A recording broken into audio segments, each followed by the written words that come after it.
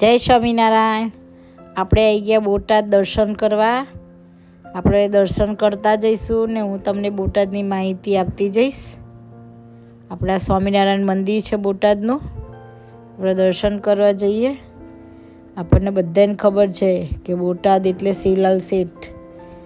એમને સત્સંગ કેવી રીતે થયો એ આપણે બધા જાણીએ છીએ કે વ્યાપકાનંદ સ્વામી આવ્યા અને ઘોડીને જીવતી કરી એટલે ભગા ડોસીને એમનો મહિમા થયો અને સત્સંગી થયા. એ વાત આપણને બધાને ખબર છે. એટલે હવે આપણે બોટાદમાં જો ન્યૂ રિન્યુએશન ચાલે છે, જે ગોપાળાનંદ સ્વામીના ચરણાવિંદ પ્રસાદીના હતા ને ત્યાં નાની જગ્યા હતી, જૂનું મંદિર હતું અને એ ગોપાળાનંદ સ્વામીએ બનાવેલું એ મંદિર ત્યાં હતું. એ જે ચરણાવિંદ છે ત્યાં. અને આપણે ચરણાવિંદ આગળ જઈશું ત્યારે એનો મહિમા પણ કહેતી જઈશ. આ મંદિર છે. અહીંયા હરિકૃષ્ણ મહારાજ પધરાયેલા છે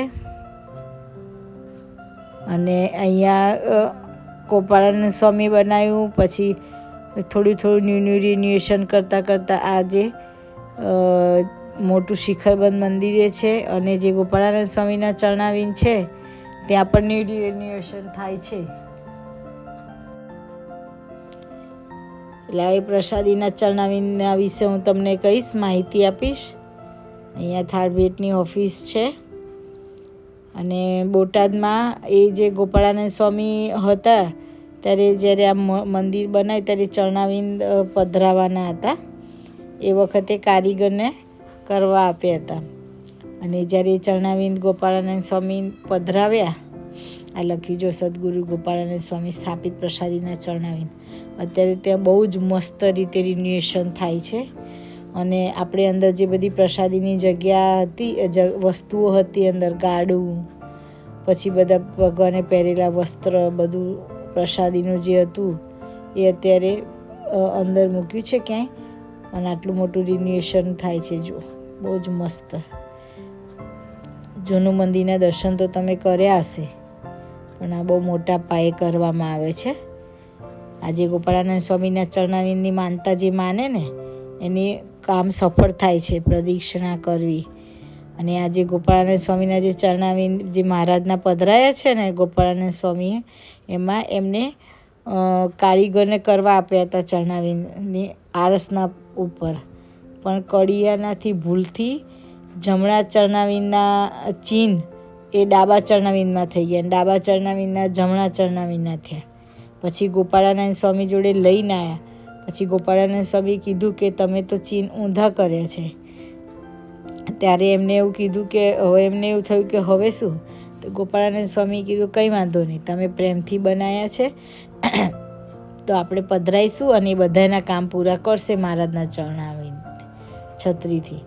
અને પછી એવું કહેવામાં આવે છે કે જ્યારે કડિયા જે એ મિસ્ત્રી જે ચરણાવિંદ બનાવતા હતા એ વખતે ભગવાનના એમને દર્શન થતા હતા અને ભગવાન આંટી વાળીને બેસતા હતા એટલે એમને ભૂલ થઈ ચરણાવિંદની કે જમણા પગના ડાબામાં આવ્યા અને ડાબાના ચિહ્ન જમણા પગમાં ગયા. આવું મેં સાંભળ્યું છે એટલે હું તમને કહું છું. આવી રીતે એનું મહત્ત્વ છે. અને જ્યારે આ ચરણાવિંદ થોડે નીચે હતા પછી ગુણાતીતાનંદ સ્વામીએ ઊંચા લાવી અને છત્રી બનાવી. આવી રીતે અહીંયા એની જગ્યાએ પ્રસાદીના છે.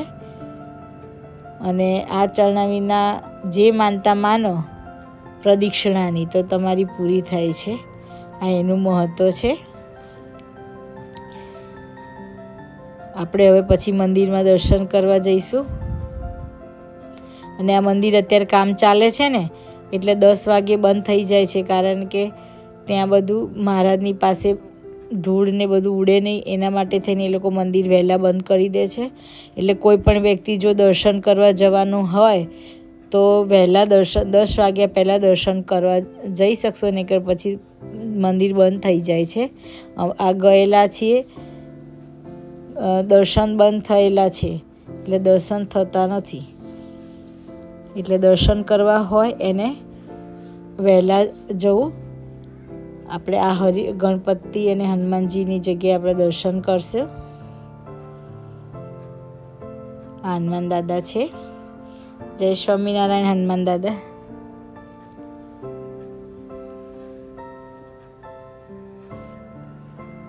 આપણે અંદર દર્શન બંધ છે, પણ હું તમને એક અહીંયા પ્રસાદીની જગ્યા સુખસૈયા છે ને એમાં ચાકડી પ્રસાદીની છે.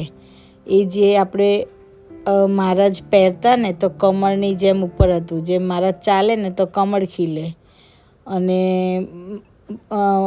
બંધ થઈ જાય ખીલે, એવી રીતે પ્રસાદીની ચાકડી અહીંયા સુખસૈયામાં છે ઉપરની સાઈડ. જો દર્શન કરવા આવો ત્યારે જરૂર જોજો.